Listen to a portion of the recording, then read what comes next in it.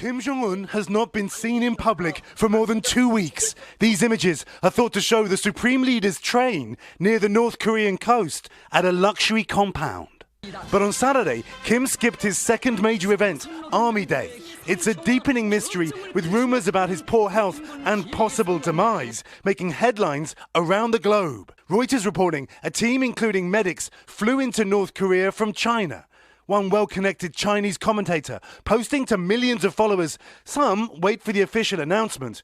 Suit yourself. Her posts later deleted, but not by her, she claims. But I'd be shocked if US Senator Lindsey Graham saying over the weekend, "I'd be shocked if he's not dead," though admitting he does not have any direct knowledge.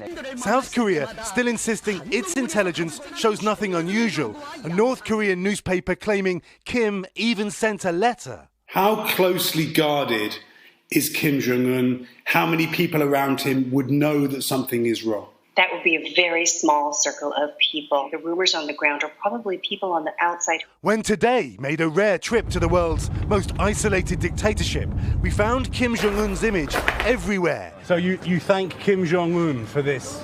Yes. Park.